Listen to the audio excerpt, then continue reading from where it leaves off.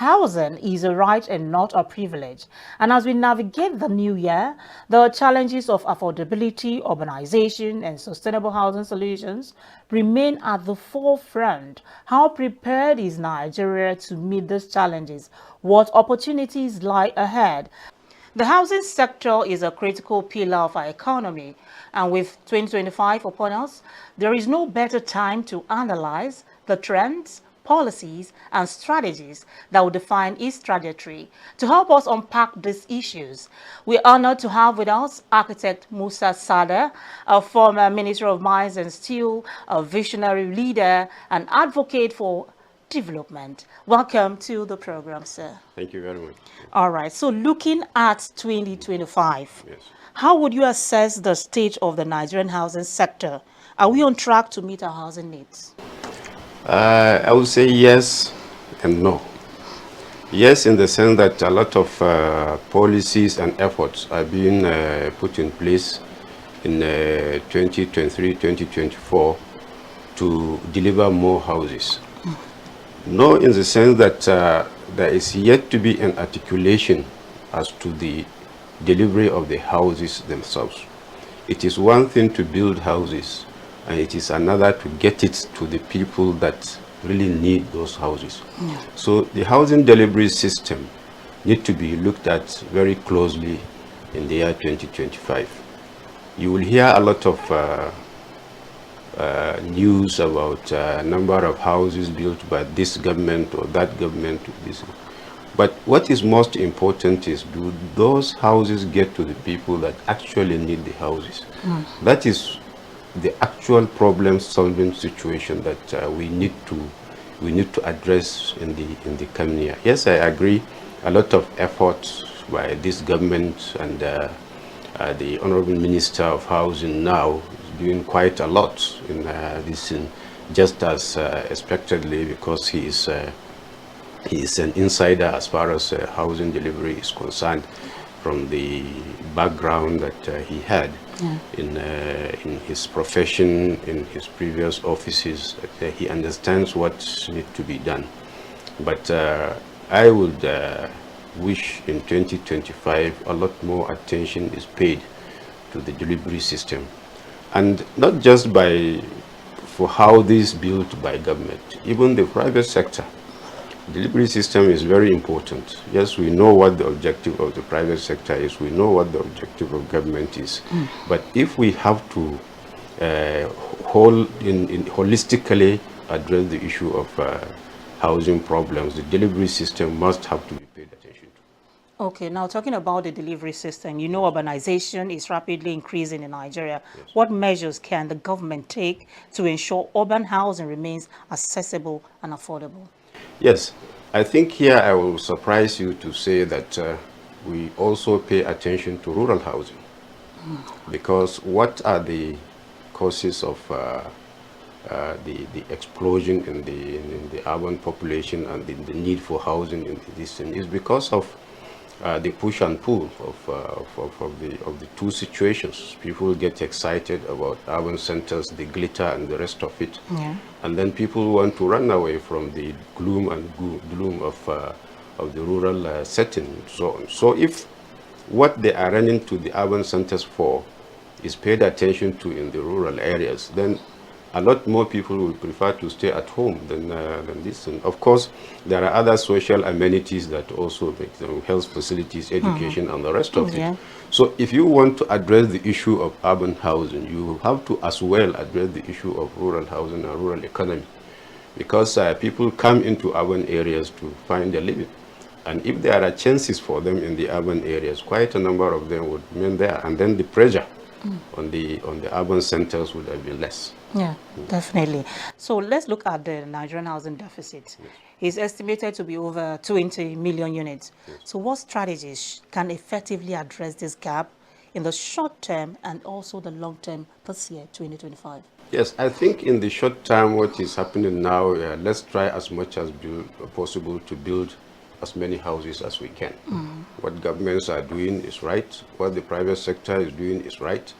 But then there must have to be some kind of dialogue between government and the private sector. Don't forget that for quite some time, government has been slowly withdrawing from housing delivery, moving into the regulatory aspect of it. Then they have an objective of social services and so on, while the private sector person wants return on his investment. And there must be a dialogue between these two. There must be a time when government and the developers, the private developers, will have to sit down and find a common ground whereby the objective of the private entrepreneur and the objective of government is addressed. The only way you can get this done is through policy, which means a lot more attention needs to be paid to the policy aspects of it. No matter how many houses you build with the current speed, you talk of 20 million. So if you talk of 20 million, assume with all the efforts that the government can put, might not be able to build more than 100,000 in a year. So look at 20 million, look at 100,000. Where does it stop? So what government needs to do is to put on two caps. Okay. The first cap is, yes, encourage the availability of more houses. Yes, government can participate and build houses. But like I said, when they participate and build houses, they must have to address the delivery system. Here I want to tell you why I'm so concerned about the delivery system. Some of the projects, some of the programs of housing delivery in some government, both federal and state, sometimes just end up creating more landlords. Yeah. Because government will build, a state government will build 500 houses.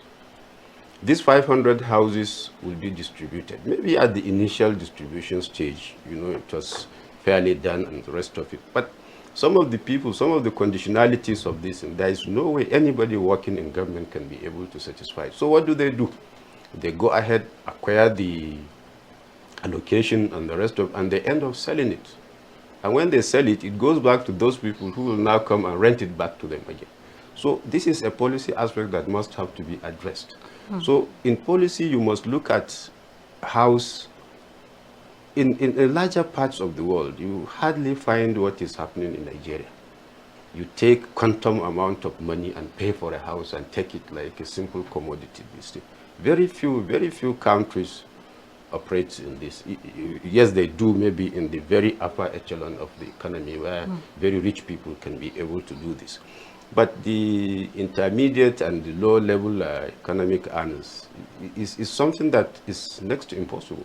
So there must be a policy that will make you own a home without necessarily having to put, just like you're buying something off the shop. Yeah. It has to be something that you can commodify.